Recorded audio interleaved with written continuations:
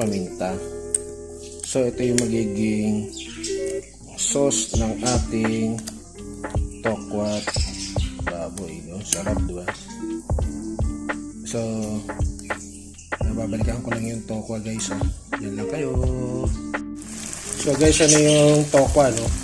Na konting brown pa para mas crispy, para magkaroon ng contrast ang lasa, no? Yung lambot ng baboy na pinakulaan ko at saka yung pagkalutong ng tokwa. Ayan guys, hiniwa ko na yung ano, no? Yung baboy sa bite size habang malapit na maluto yung tokwa. Ito yung tokwa, pakita ko, ha. So ayun yung tokwa. So yung nasa taas malapit na maluto. Ito yung bago salang ko sa baba, no? So ayan na guys, luto na ang piniritong tokwa. So crispy tokwa. So hindi ko nilakasan yung apoy, sakto lang.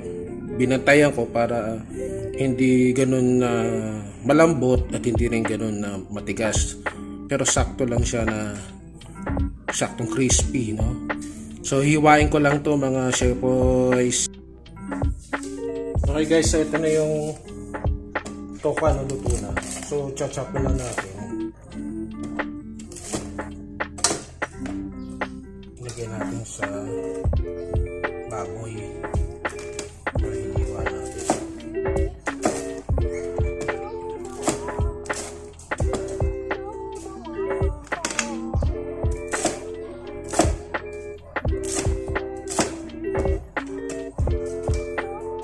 So crispy na ko naririnig. Yung pagkaluto ko. Pasensya na kayo sa background do, kasi sa likod bahay to may tumatahol. Yan, yung ibon namin. So, kasama sa buhay po yan, ha. So this is unfiltered na video. Ayan po. So iniiwa ko lang tong tokwa. At ayan, malapit na matapos. Papakita ko sa inyo yung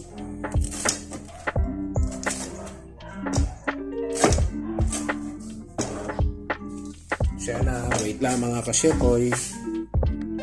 So ayan na, ang sarap. So inalo ko lang, no. So ito yung tokwa, no? Kasi pinagsama ka na yung tokwa at baboy. Ayan. Haluin na natin para mag-mix na hindi puro tokwa at hindi rin naman puro baboy. So mamaya may special video ko, no?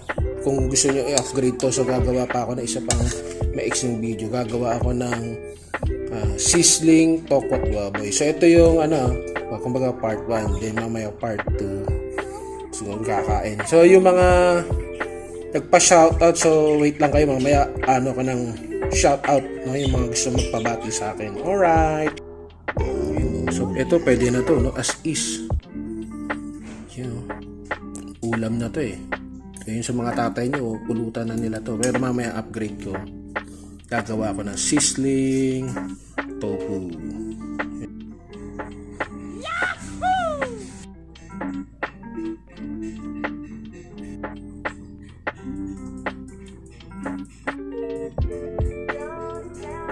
So ayan guys, kumuha ko ng sample lang.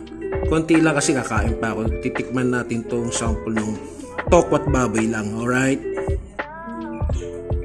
Okay guys, so nandito titikman natin muna. So bago natin kainin, pray muna ulit. Panginoon, sa pangalan ni Jesus, salamat po sa pagkain. So papak muna, titikman ko lang muna to guys, ha. Kung masarap, meron ba kayong pagkain? Sumabay kayo sa pagkain. Titikman ko lang, no? Kung panado ba. Sana all. Ano asim anghang.